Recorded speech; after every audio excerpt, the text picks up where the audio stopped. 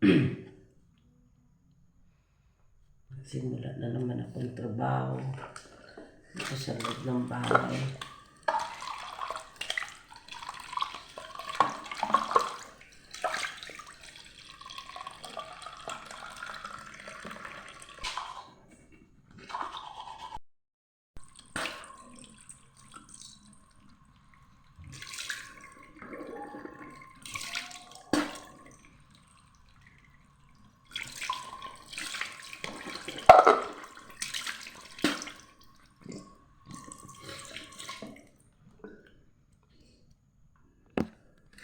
Mga inday kagtuto, hindi ako nagpupunas ng muka pag umaga kasi syempre maano yung mata ko.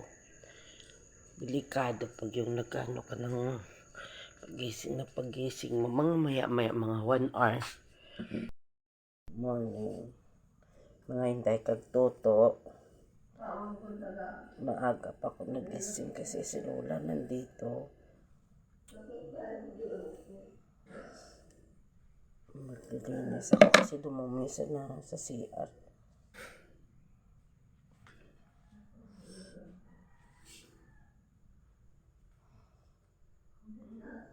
Balik lang kidnay.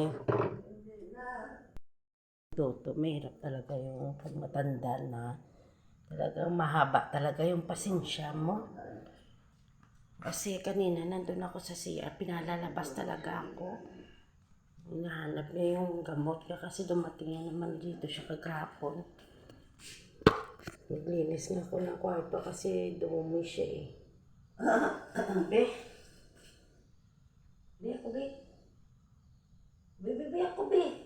Umuwi yan siya ng Lunes. Tapos ng gabi, kahapon ng hapon na, dumating yan siya dito. Dala-dala yung mga ganito niya oh.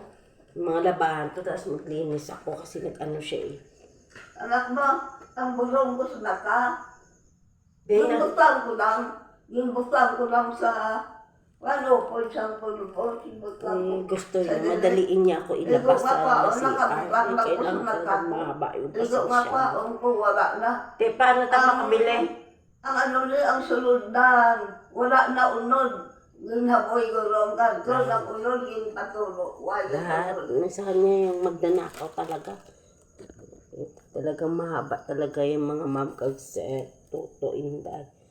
Yung pasensya mo ba? Parang dito yata ako. Hindi na. Toto, alas 3 pa lang. Ang lakas ng boses namin dahil ganyan siya ng ganyan. Oh. Nakakahiya pa sa kapitbahay.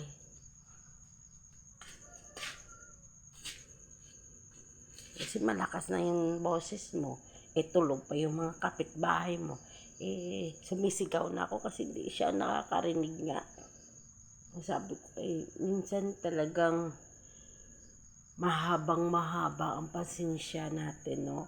Humihiling lang tayo sa Diyos na habaan yung pasensya natin, mahaba yung ano natin. Kasi, syempre sa kanila, pag pinagalitan mo rin yun, masama din yung pakiramdam nila.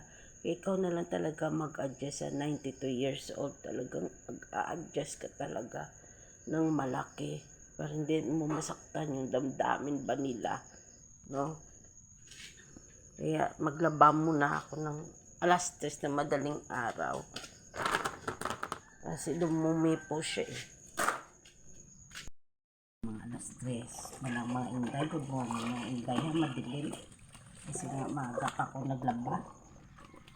Dahil nga si Lola dumumi sa gaan, sa gaan marumi.